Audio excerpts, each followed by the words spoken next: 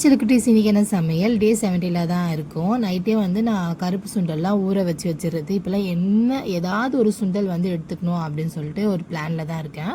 So சுண்டலை வந்து வேக போட்டு எடுத்துக்கலாம். அது வந்து ஸ்நாக்ஸாக கூட எடுத்துக்கலாம். இப்போலாம் நாங்கள் வந்து டெய்லி வந்து காலைல வந்து பழைய கஞ்சி ஒரு டம்ளராவது ஒரு ஆளுக்கு குடிக்காமல் விடுறதில்ல. ஏன்னா வந்து கட் ஹெல்த்துக்கு அவ்வளோ நல்லதான். ஸோ நீங்களுமே வந்து பழைய கஞ்சி இருந்தால் தூக்கி போடாமல் டெய்லி வந்து குடிங்க. காலைல எழுந்தோடனே நான் வந்து இன்றைக்கி வந்து கம்பு கேழ்வரகுலாம் போட்டு ஒரு தோசை மாவு வந்து ரெடி பண்ணி வச்சுருந்தேன். ஸோ அதுதான் இன்றைக்கி வந்து நம்ம வீட்டில். ஸோ வந்து நல்லா வந்து அது பேட்டர் வந்து சூப்பராக ஃபோர்மெண்ட் ஆகி வந்துருந்துச்சு. நைட்டே வந்து நான் ரெடி பண்ணி வச்சுட்டேன். அப்போ தான் காலைக்கு நம்ம வந்து யூஸ் பண்ண முடியும். நான் வந்து இது இட்லி சுட போகிறேன். மோஸ்ட்டாக வந்து இட்லி மாவு தவிர வேறு ஏதாவது இட்லி சுட்டேன்னா அப்படியே சப்பையாகிடும். ஆனால் நம்ம கம்பு மாவில் கேழ்வரகு போட்டு செஞ்சோன்னா நல்லா புஸ்ஸுன்னு இருக்கும். ஆஸ் யூஷுவல் நம்மளோட முட்டையை வந்து நீங்கள் மறக்கக்கூடாது. நான் நல்லா டெய்லி வீடியோஸில் காட்டுறேன். நீங்களுமே வந்து முட்டை நீங்கள் வந்து டெய்லி எடுத்துக்கோங்க.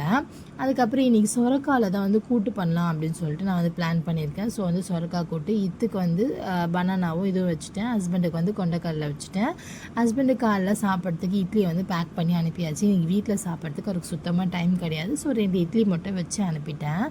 இதுக்கு வந்து நம்ம சொரக்காய் கூட்டு தானே செய்கிறோம். சொரக்காய் கூட்டுக்கு கொஞ்சோண்டு பொட்டுக்கடலையும் அதுக்கப்புறம் தேங்காய் அதெல்லாம் போட்டு அரைச்சி ஊற்றினோன்னா நல்லா செமையாக இருக்கும். அது வந்து நம்ம இட்லிக்கு வந்து போட்டு நல்லா பிசைஞ்சு சாப்பிட்டோன்னா வாவாக இருக்கும். நீங்களுமே வந்து நிறைய கூட்டுலேருந்து ஆட் பண்ணிக்கோங்க உங்கள் லஞ்சில்.